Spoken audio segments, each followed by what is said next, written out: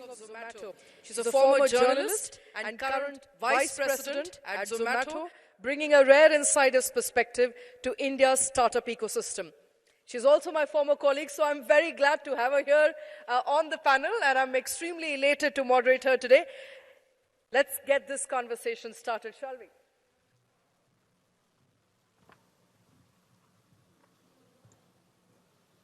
All right, as I said, India's startup story, one of the most fascinating, ladies and gentlemen, and also, a story that is bold, many a times questionable, ambitious. It's also something that's constantly evolving, has been evolving over many, many years now.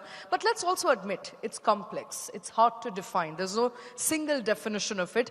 And the lessons that we learn along the journey will help build India in the long run. Now, to start off with India's growth and India's startup growth particularly, we've moved forward beyond a point where there was a time, Arjun, we were talking about explosive growth. We were talking about painful corrections in the market. But from the vantage point of entrepreneurship, storytelling, there's an evolution. Would you agree? And that evolution has only come about in the last 10 years. First of all, thank you so much for having me here. It's always exciting to be this part of the country during this time. And with this kind of an audience, it's always a pleasure. So thank you for that. To answer this question on startups. So before we came in here, I was just talking to some of the students and asking them, what are you looking at getting out of the discussions here? So they were telling me that there's so much of things which are changing around us. Right? So how do we make ourselves more prepared for the new world? That seems to be a running question in everyone's mind. And I think from that, your question is very relevant. Right? I think, and as a person who have been around since the beginning of the startup journey in India, which is 2011-12, on how it really exponentially went up, I do agree that it is evolving. More, I think it's maturing. Right? Early days, it was more like entrepreneurs fueled by a lot of venture capitalists, where the only objective was market share and growth at any cost. Those narratives have slowly changed because finally the entrepreneurs who started these startups itself are 10 years wiser. So they do understand that building sustainable businesses is just not this. And it is also about keeping a view on your P&L. It is also about ensuring that your employees and customers are happy, sustained, and continuing with you and things like that.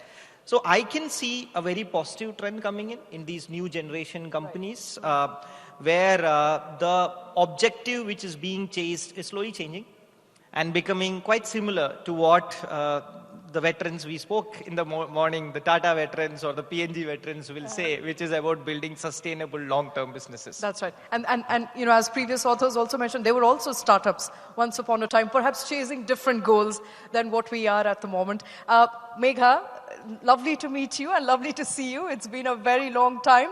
Megha has since very long, and Megha has taken up multiple roles since then. She's also a mother now and juggling between book signing and book writing and motherhood. Thank you for taking time out. Thank you for being here. It's such a pleasure to see you once again. You've had a front row seat in India's startup story, and I've seen you doing that firsthand, so I can vouch for what a hard work you've put in last so many years that you've tracked India's startup story. Now, if I were to ask you to sum up those last 10 years and tell me where India's startup story currently stands, what point? Is it a point of reflection? Is it a point of reinvention? Or is it a phase of growth?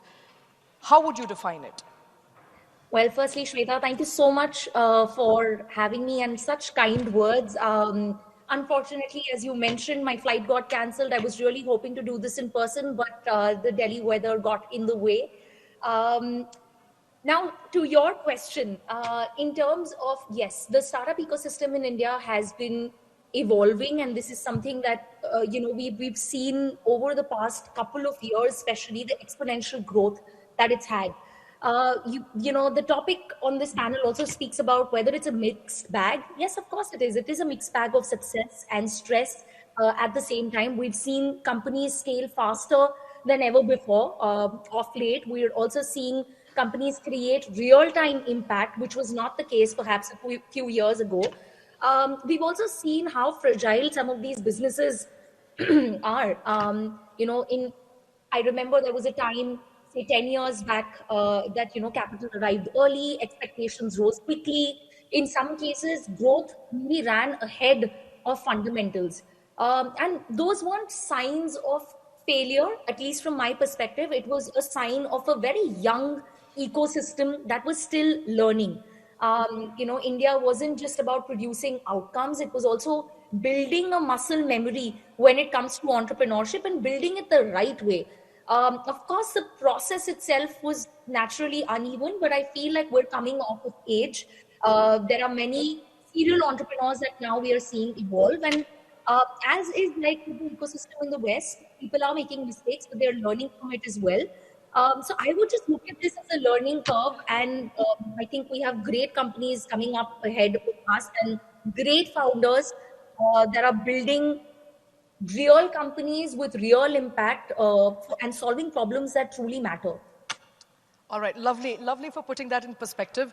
Coming to you, Aditya, you are somebody who's mentored founders. You've been a founder yourself. You've been an entrepreneur. What, according to you, is that recurring blind spot that you see in India's, growing list of founders? We're talking about I think we'll talk about the pros. We'll talk first about the cons and the blind spots and where India's entrepreneurs can do better. In your assessment, having mentored many of them, having been a founder yourself, where are the blind spots? Yep, I think that's a very relevant question. And again, thank you so much, of course, for having me here as well. Always a pleasure to be in this part of the city. Usually when I come, we have an office down here. So usually I visit my office, but today I think is one of the days where I'll not visit my office and just have a conversation with all of you. So blind spot. I think in an entrepreneur journey, I would not say when they're starting up, there's a blind spot. I think the entire first 3 years is full of blindness, right? There's not a spot, but it's a whole journey. Yeah, it's a blind space entirely for the first 3 years. So how we kind of define it is when companies are primarily starting up. I mostly see founders raising and chasing after capital these days a lot, right? Having been an investor, I don't mind, right? Because they're coming, of course, to me and they're making money for me. But as an outsider, as an advisor, I would not tell them to raise capital if they're not ready about it. And how we call it in a startup journey is a value of death, right? There comes 2 value of deaths in a startup journey. The first one is when you're not ready to raise capital and then you spend enormous amounts of time just in the market out there to chase and attract the right sort of investors. And then when your traction is not able to justify the capital that you're raising, you end up burning through all the midnight oil and then you end up going into a valley of death where your idea is not working, customers are not coming. And I think that's the first blind spot that comes into any journey. The second blind spot that I'm seeing these days is there's too much competition and consolidation that's happening in every space. You look at pharma, you would be able to name 10 startups. You look at skincare, for example, right? In Kolkata itself, you would be able to name 10 startups, right? Dot and Key has come from here, right? So there are so many companies inside every spaces now that founders, when they are starting up their journey, the first blind spot is how to acquire my customers. Whether to actually just go ahead and spend mindless amounts of money on performance marketing, or whether should I actually go ahead and look for more sort of organic sort of channels.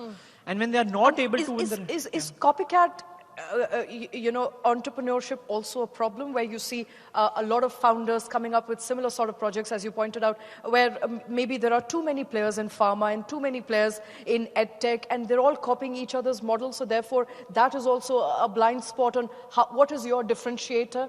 Where do you stand out and how do you stand out? No, absolutely. I think how we define it in startup parlance is a playbook, right? So if an entrepreneur, let's say in skincare, has developed a playbook which is mostly for, let's say, elder women and elder men, that cannot be replicated to somebody who's building it for Gen Zs. Same product, same composition, same everything, right? Same usage. But then the playbook gets very, very different. So most of the times, what I was saying, Shweta, is that the blind spot is that who's your actual customer, right? Because if you'll take skincare for me, in my example, that's a problem for every set of audience that is out there. So I think that is the major blind spot that comes in. And third is about retaining the customer, right? That's another blind spot. You sell the product once to the customer, but then if the customer is able to buy your product over and over again, that is true entrepreneurship. But if you're not able to champion the right cause of buying that customer over and over again, you would not be able to build a scalable business out of it. You would be able to do 10 crores, 12 crores, or heck, 100 crores in a year. But what after that? The entrepreneurship does not stop at becoming a 100 CR company. I think it starts from there, right? So I think, you have to win that customer over and over. So retaining that growth momentum, and this is, Arjun Mohan, EdTech is an industry that you have worked in very, very closely, which has seen a boom, and then it has seen a massive backlash. How do you believe, the sector got to a place where it has at this point? And, what did it do so wrong?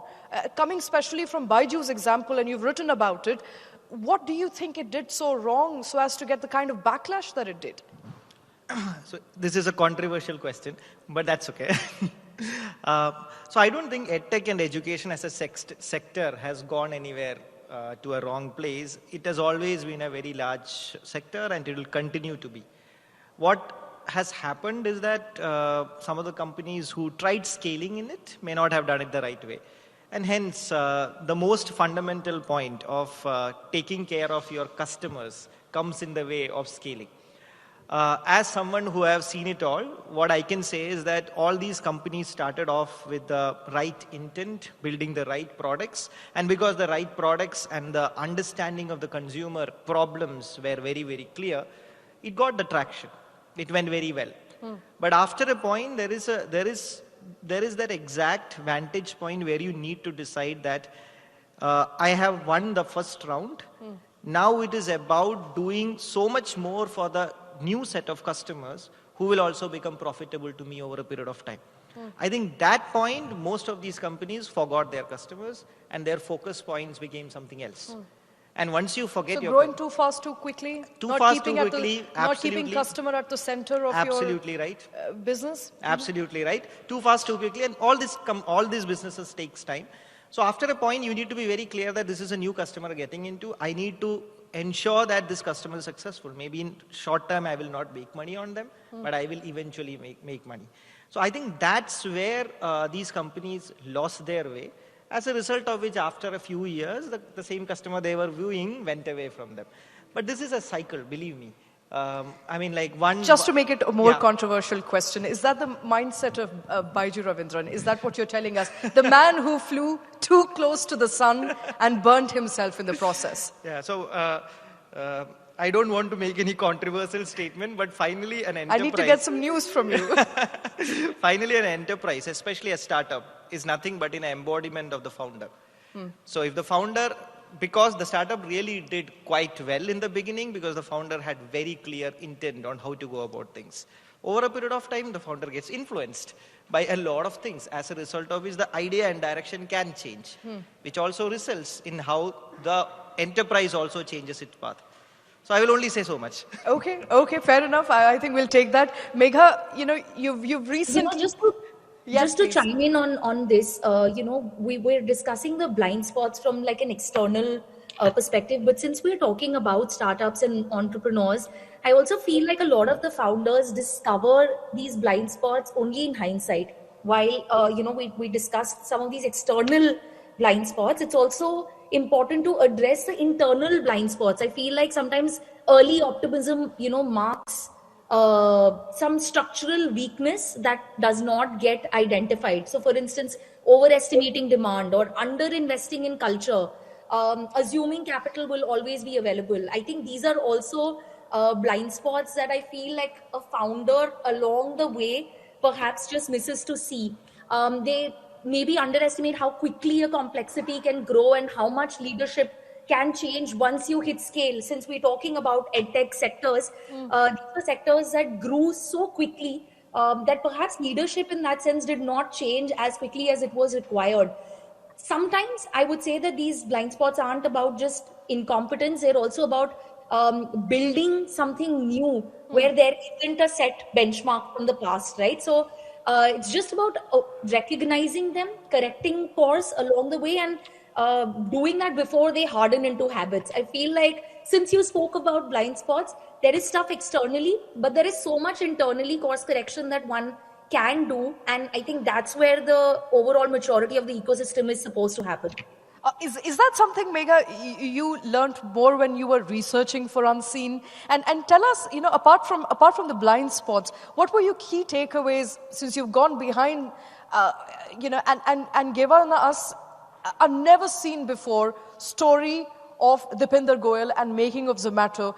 Tell us, what were your biggest takeaways when you were researching and writing about this unicorn? I think some of the takeaways were, of course, very specific to the Zomato and the eternal ecosystem, and very, very specific to who Deepinder is as an entrepreneur. But I felt that, the idea was to go beyond the milestones, beyond the numbers. And there is a human side to entrepreneurship that sometimes we as journalists or as reporters, we look at an external picture, or as analysts, we look at an external picture, but there is a human side to this.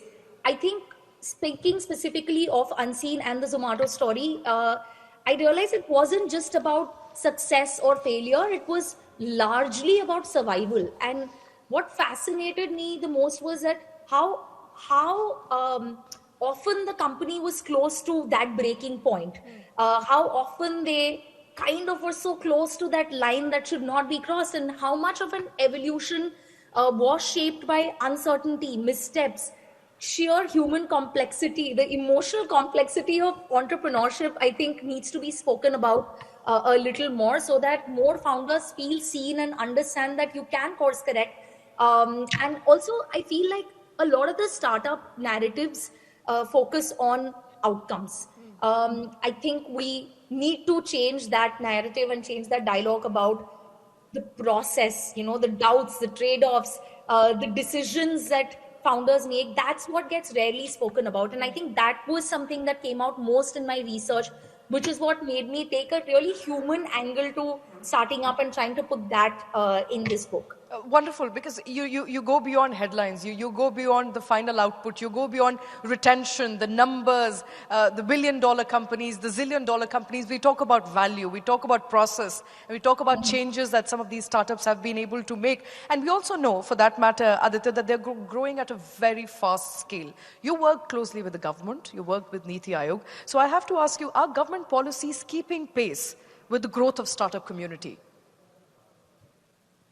Yeah, I think it's kind of deja vu, because I was answering the same question yesterday at almost the same time in a panel in Gurgaon in Delhi, where the question we were discussing mostly around the CGT SME scheme, which is the loan that is being given by the government. And we were talking about that our startup policy is enough to capture the entrepreneurship, true entrepreneurship in this country.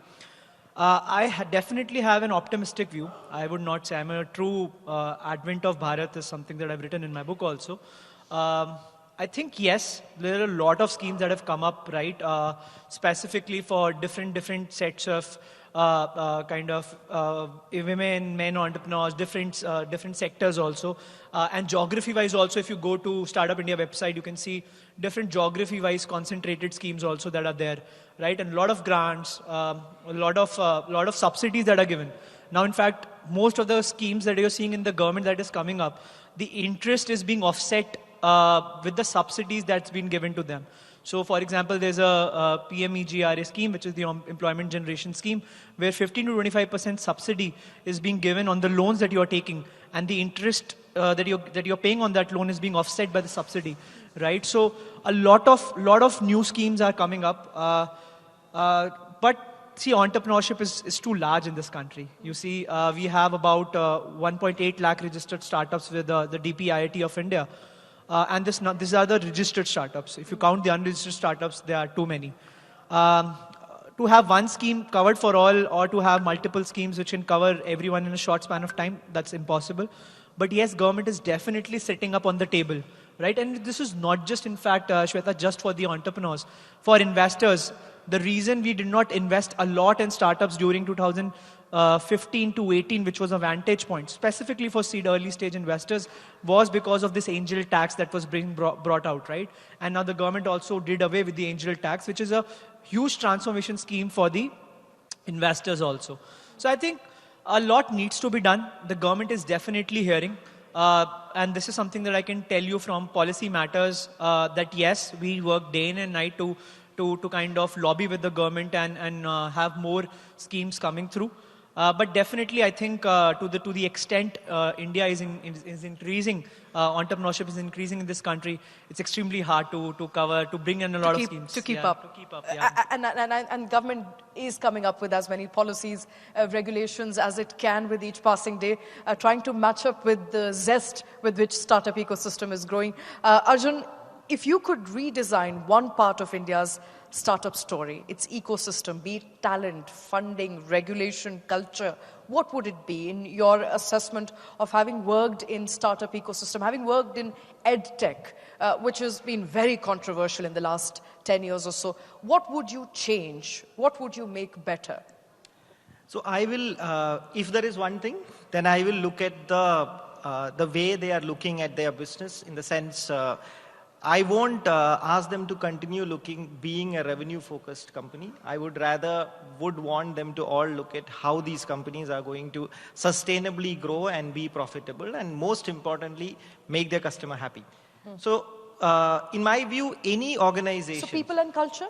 I mean, which is what veterans talked about as well, early in the day-to-day. See, finally, there is, we all say this, right? You tell me what are you measuring me against, and I'll tell you how well you are doing. It's as simple as that, right? So I think any organization, for that matter, what is your definition of success? Which I think is the biggest problem with the startups today. If you are going to define your success as the amount of capital you are going to raise, then that is a problem in my view. I think Aditya put it the right way, right? I can see, because I'm now in consulting for the startup, I can see a large group of entrepreneurs or startup owners, founders, more interested in spending their time raising capital and getting that fancy value for their company, rather than really being bothered about their customers and building a sustainable business. I think that metric of measurement needs to change. So, you look at any newspaper which is into economics today or business today, you'll see a news on how a company which raised 300 million at a 1 billion valuation, or 20 million at 200 million, it's always a news. How many news items do you see where you say that this company has managed to create a profitable business and grown its customers by so much? Yeah, but I can assure you that conversation has also changed. In the last year or so, we have woken up to a lot of unicorns failing their customers, including the one that you've worked in. At the same time, some unicorns successfully becoming profitable, as in one Megha works in, and they are showing the path to how startups should behave and should work. And I think the conversation about path to profitability has also increasingly come in focus. So as far as journalists are concerned, I think we are also changing conversations. We're also learning from what's happening around us. Megha, so coming back to you at this point. I was just trying to tell you that I'm not trying to critique the press here. You must. You must. But the idea is that finally, what is the metric an organization measures itself? I think that's the most important thing. If I am bothered about my customers and saying that I'll build the best education product in the country, which will help 80% of students be excited in the classroom rather than be the 10% today, then I think we are making a change truly. Rather than saying that, okay, I want to raise money at $1 billion. And I just gave the example of press, because finally press is a reflection of what the university, what the society runs behind, right? That's the only reason I took it. Reflection of the society, 100%. Thank you for justifying me there. But